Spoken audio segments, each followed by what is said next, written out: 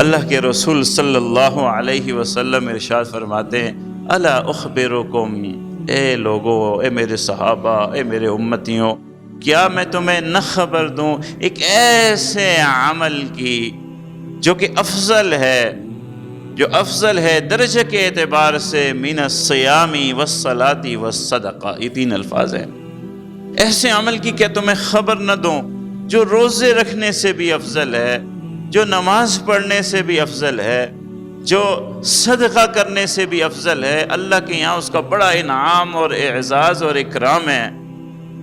محدثین نے اس جملے پہ بحث کی کہ کیا یہ اعمال ایسے ہیں، چاہے روزہ ہو، چاہے صدقہ ہو، چاہے نماز ہو، یہ نوافل میں بھی یہ اعمال ادا کیے جاتے ہیں، فرائض میں بھی ادا کیے جاتے ہیں، نفلی روزے بھی ہیں، فرضی روزے بھی ہیں، نفلی صدقہ بھی ہے، فرضی صدقہ بھی ہے، نفلی نماز بھی ہے، فرضی نماز بھی ہے۔ تو اللہ کے رسول آگے آنے والے عمل کو درجے میں کس سے بڑھانا چاہتے ہیں؟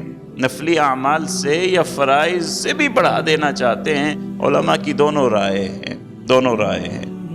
ان علماء نے جنہوں نے کہا کہ فرضی سے بھی پڑھانا چاہتے ہیں، وہ انہوں نے کہا کہ اگلا عمل ایسا عظیم عمل ہے، اگر انسان اس کو اختیار کر لے تو ایسے ایسے عظیم گناہوں سے معاشرے کو بچا لیتا ہے جو اسے تباہ و برباد کر لیتے ہیں۔ صحابہ نے فرمایا، قالوا بلا یا رسول اللہ، آپ ہمیں ایسا عمل ضرور بتلا دیجئے درجے میں روزے سے، صدقے سے، نماز سے بڑھ جائے۔ اللہ کے رسول نے فرمایا، صلاح ذات البین، 2 مسلمانوں کے درمیان صلح جوئی والا کردار اپنانا، کردار اختیار کرنا۔ جب دیکھو کہ کسی 2 مسلمانوں، 2 انسانوں کے درمیان جھگڑا ہے، فساد ہے، اختلاف ہے، کسی نزاع کا سبب بن رہا ہے، ایسا کردار اختیار کرنا جو ان دونوں کو جوڑ دے، صلح ہو جائے، آپس کا اختلاف ختم ہو جائے آپ کے عمل کی وجہ سے، آپ کے کردار کی وجہ سے۔ یہ وہ عمل ہے جو صدقات اور نماز اور روزوں سے اللہ کے یہاں اجر میں بڑھ جاتا ہے۔ اللہ کے رسول صلی اللہ علیہ وسلم فرما رہے ہیں، تو یہ اجر ہے صلح جوئی والا کردار اختیار کرنے کا۔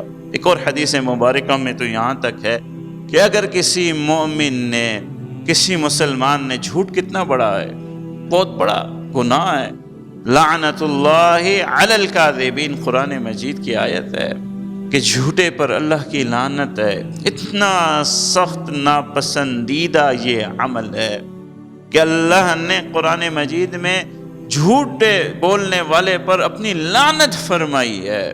بہت بڑی بات ہے، بہت بڑی بات ہے۔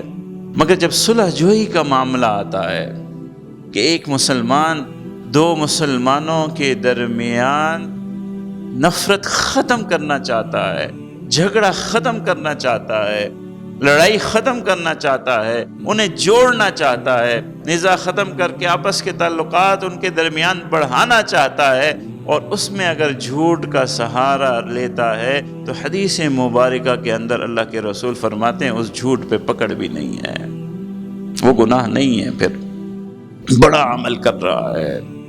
2 انسانوں کے درمیان جھگڑے کو ختم کرنا چاہتا ہے، صلح کرنا چاہتا ہے۔ آپ سمجھیے تو صحیح، وہ عمل جسے جھوٹ کہا گیا ہے، جسے لعنت اللہ کی لعنت کہا گیا ہے، صلح جوئی کے لیے اللہ کے رسول فرماتے ہیں اس کا گناہ نہیں ہے۔ کتنا بڑا عمل ہے۔ ہمیں تو ہمیشہ معاشرے میں صلح جو بن کے رہنا چاہیے۔ جہاں دیکھیں کہ کوئی انبن ہے، اللہ کے رسول صلی اللہ علیہ وسلم کے بارے میں کئی واقعات ہیں، کئی واقعات۔ ایک مرتبہ اہل قبا کے 2 قبائل کے درمیان کوئی تنازع ہو گیا۔ اللہ کے رسول کے کانوں میں جیسے ہی آواز پڑی، نماز کا وقت قریب تھا، اللہ کے رسول صلی اللہ علیہ وسلم نے فرمایا، چلو اپنے صحابہ کو جا کے پہلے صلح کرواتے ہیں، بعد میں نماز پڑھیں گے، پہلے صلح۔ اللہ کے رسول تشریف لے گئے، نماز کا وقت نکل رہا ہے، صلح جوئی میں مصروف ہیں۔ حضرت بلال حضرت ابوبکر کے پاس آتے ہیں، نماز کا وقت نکل رہا ہے، اللہ کے رسول نہیں آئے، تشریف نہیں لے کے آئے، کیا کریں؟ دوسری مرتبہ جاتے ہیں، یہاں تک کہ حضرت ابوبکر صدیق نماز کے لیے کھڑے ہو جاتے ہیں۔ اللہ کے رسول صلح جوئی میں مصروف ہے، صلح کرانے میں مصروف ہیں۔ تو ایک مومن کا عمل یہ ہونا چاہیے۔